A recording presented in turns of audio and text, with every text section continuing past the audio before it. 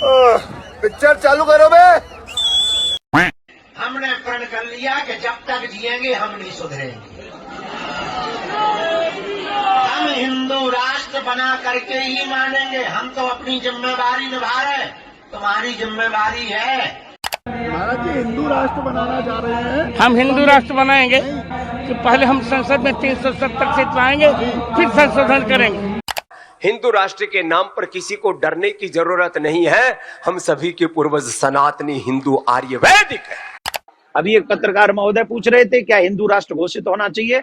अवश्य हिंदू राष्ट्र घोषित होना ही चाहिए, क्योंकि हिंदू राष्ट्र अगर सनातन परंपरा बची रही तो पूरी मानवता बची रहेगी। हिंदू राष्ट्र आप बनाना चाहते हैं यदि भारत को, तो पहले आपको कुछ बातों का ध्यान रखना चाहिए। पहली बात तो यह कि आप सब अपने माथे पर तिलक लगाना स्टार्ट कीजिए। अच्छा, अगर आप भी हिंदू राष्ट्र के समर्थक हो तो आपको ये वीडियो जरूर देखना चाहिए, और अगर आप हिंदू राष्ट्र के समर्थन में नहीं हो तो फिर तो आपको ये वीडियो जरूर देखना चाहिए, क्योंकि इस वीडियो को देखने के बाद हिंदू राष्ट्र के बारे में आपकी बहुत सारी गलतफहमियां दूर होने वाली हैं। देखेगा, घबराना नहीं, देख साला अभी तुम देख इधर। पिछले कुछ सालों से हम हिंदू राष्ट्र के बारे में सुनते आ रहे हैं, तो हमारा आज का मुद्दा यही है कि हमें हिंदू राष्ट्र की जरूरत क्यों है। इस बात को समझने के लिए हमें सबसे पहले ये जानना होगा कि अगर भारत हिंदू राष्ट्र बन जाएगा तो क्या होगा।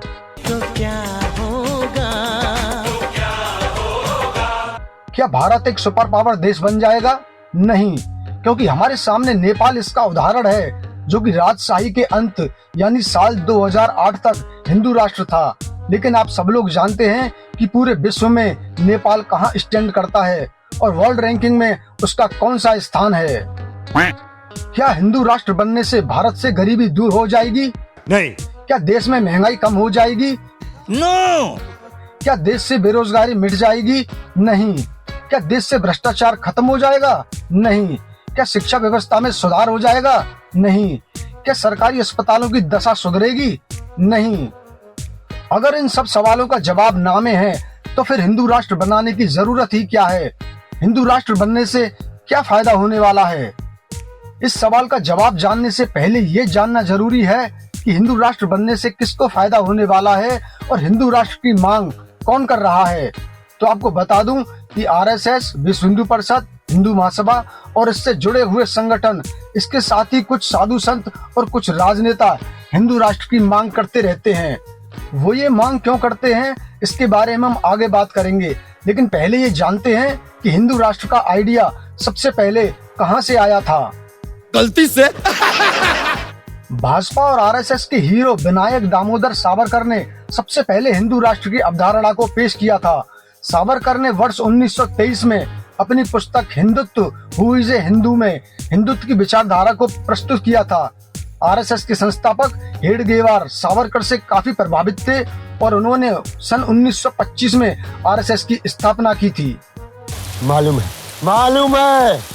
तो आपको ये भी मालूम होना चाहिए कि आरएसएस, विश्व हिंदू परिषद और हिंदू महासभा जैसे संगठन और इससे जुड़े हुए लोग ही हिंदू राष्ट्र की मांग करते रहते हैं, वरना इस महंगाई के दौर में आम आदमी की जिंदगी तो रोटी, कपड़ा और मकान जैसी बुनियादी चीजों को पूरा करने में ही खप रही है। बिल्कुल ठीक कह रहे हो तुम, बिल्कुल ठीक कह रहे हो। दरअसल आरएसएस, बीएचपी और हिंदू महासभा जैसे संगठन बीजेपी से कनेक्टेड हैं और इनसे जुड़े लोग बीजेपी के कोर वोटर्स हैं। इसलिए जब ये लोग हिंदू राष्ट्र की बात करते हैं तो समाज में ध्रुवीकरण पैदा होता है, जो कि बीजेपी के लिए फायदेमंद साबित होता है। और यही कारण है कि इन जैसे संगठनों को बीजेपी का वरद हस्त प्राप्त है। इस सज्जन को क्या तकलीफ है भाई? और अब बात करते हैं उन तथाकथित साधु संतों की, जो कि आए दिन हिंदू राष्ट्र बनाने को लेकर बयानबाजी करते रहते हैं। वास्तव में इस तरह के साधु संतों और बाबाओं को मीडिया का अटेंशन चाहिए होता है, ताकि ये सुर्खियों में बने रहें और इनकी दुकानदारी चलती रहे, और इसलिए जानबूझकर हिंदू राष्ट्र पर आए दिन उल जलूल बयान देते रहते हैं। बात तो सही है। दूसरी बात यह है कि इन तथाकथित साधु संतों और बाबाओं को अपनी दुकान चलाने के लिए सरकार का भी समर्थन चाहिए होता है। इसलिए ये इस तरह की बयानबाजी करते रहते हैं जिससे कि सरकार के पक्ष में माहौल बनाया जा सके और सरकार भी इन पर अपनी कृपा दृष्टि बनाए रखे। शायद यही कारण है कि पिछले एक दशक में मार्केट में नए नए बाबाओं की उत्पत्ति हुई है। थैंक पापा थैंक। हम गेम आधा अधूरा समझा था, बाकी तो पूरा समझा दिया। अब सवाल ये उठता है कि जब देश के गृह मंत्री अमित शाह भी हिंदू राष्ट्र बनाने के मामले पर साफ इनकार कर चुके हैं, तो फिर कुछ संगठन और बाबा लोग क्यों हिंदू राष्ट्र की माला जपते रहते हैं? जवाब यही है कि ये सत्ता को राजनीतिक लाभ पहुंचाते हैं और सत्ता इन पर अपना आशीर्वाद बनाए रखती है।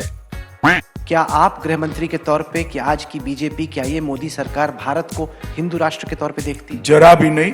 हम संविधान को मानते हैं, संविधान को स्पिरिट के साथ स्वीकार करते हैं और ये देश का एक ही धर्म हो सकता है, सरकार का, देश की सरकार का एक ही धर्म हो सकता है, हमारा संविधान, इसके अलावा कोई धर्म नहीं। भारत को हिंदू राष्ट्र बनाना या घोषित करना एक असंवैधानिक और असंभव कार्य है और ये बात सरकार भी अच्छी तरह से जानती है, लेकिन अपने चुनावी फायदे को देखते हुए वह इस तरह की बयानबाजी करने वालों के खिलाफ कोई कार्रवाई नहीं करती। क्या कहना क्या चाह रहे हैं भाई आप? कहने का मतलब ये है कि जब हिंदू राष्ट्र बनने से आम आदमी को कोई फायदा ही नहीं है, तो फिर इसके बारे में क्यों सोचना है और क्यों बात करनी है? आप चाहे पढ़ाई लिखाई करते हो या आप चाहे कहीं जॉब करते हो, आप चाहे कोई बिजनेस करते हो या आप चाहे घर पर रहते हो, आपको हिंदू राष्ट्र के मुद्दों पर नेताओं और बाबाओं की बातों में नहीं फंसना है। इसके बजाय आप अपना पूरा ध्यान और समय अपने काम पर लगाएं, जिससे कि आप और आपका परिवार एक खुशहाल जिंदगी जी सके। आपको क्या लगता है? मुझे भी वही लगता है। अगर आपको भी यही लगता है तो मुझे कमेंट करके बताइए, और अगर आपका भी कोई दोस्त या रिलेटिव ऐसा है जिस पर हिंदू राष्ट्र का भूत सवार है, तो उसको इस वीडियो को शेयर कीजिए। इसे 10 लोगों को फॉरवर्ड कीजिए, शाम तक अच्छी खबर मिलेगी ठोको। साथ ही हमारे YouTube चैनल को भी सब्सक्राइब कीजिए। मिलते हैं अगली वीडियो में, तब तक के लिए जय हिंद। जय